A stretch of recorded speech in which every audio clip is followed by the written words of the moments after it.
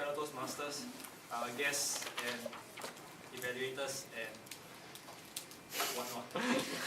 My name is Aaron, and yeah, I'm glad to be back after my spring break overseas. So really today the title of my speech is The Happiness Paradox. And I'm doing project 8, so as the requirements of the project suggest, right, I need to have visual aids.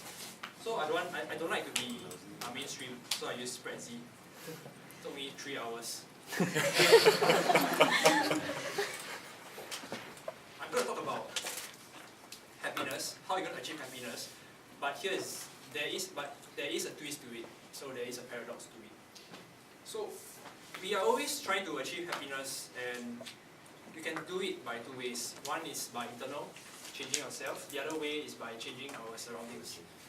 But we are always too preoccupied in trying to achieve them, but we have not looked at the big picture. So since we are talking about happiness, we need to look at our needs. So can anyone tell me what is this pyramid of Maslow. Yes, it's the Maslow hierarchy of needs. So according to the Maslow hierarchy of needs, we know that our basic needs is psychological needs. Oh my god. Yeah, Prezi is pretty cool. So our psychological needs, and we talk about what is the most important to us. To some of you here, it's actually food. You know, you cannot live without food, but I can live without food. I just need water. Wi-Fi. And of course, shelter is important to us, because without this roof right now, if this roof doesn't exist and it's just the sky, then I think you guys will not be very happy right now. You will feel endangered. And next,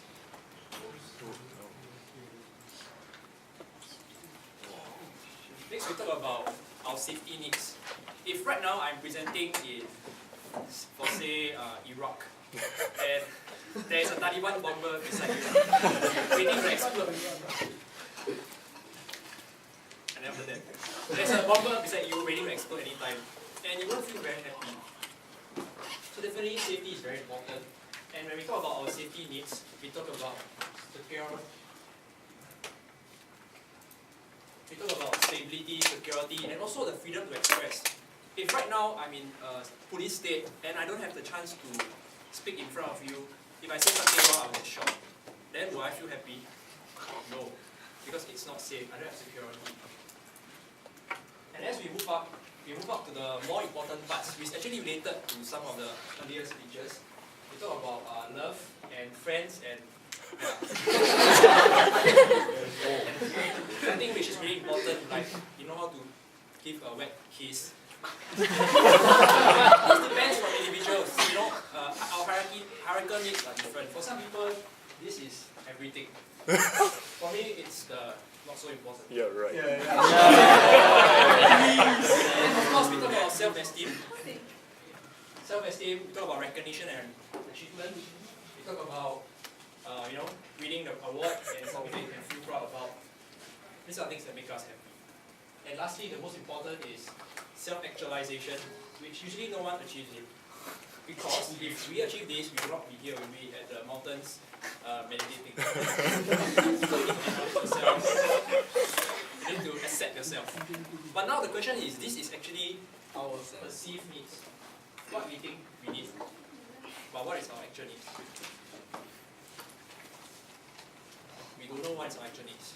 Because everything is subjective. We are always bounded by emotions and people's opinions about us.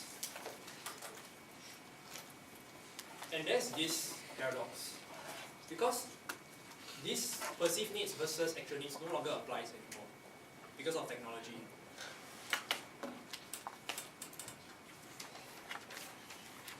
We have Facebook, Twitter, Instagram. All this technology have affect our way of perceiving happiness.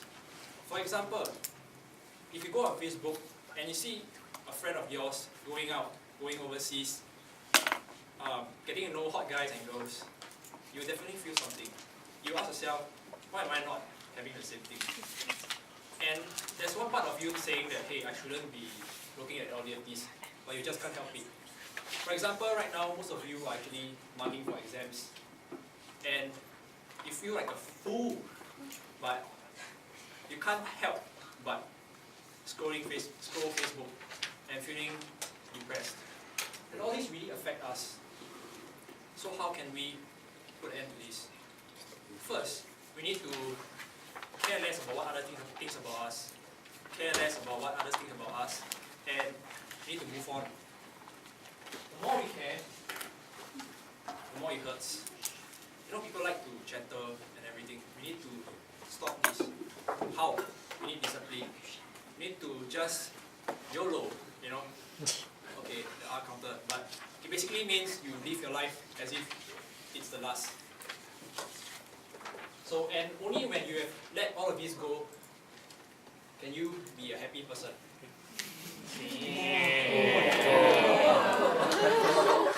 I believe the focus today is on my software. But it's okay. So we need to know how to appreciate the, the simple things in life, doing it old school, like when your parents were doing it. So you need to bring it back. Like for example, you are in the garden and reading a book, drinking coffee or tea, and enjoying nature. And I just end off with a quote I like to end off with a quote from a celebrity. So basically, he was saying this: listen, smile, agree, and then do whatever you were going to do anyway. And I believe this is makes a lot of sense. So I wish all of you can achieve this. Back to you, Toastmaster.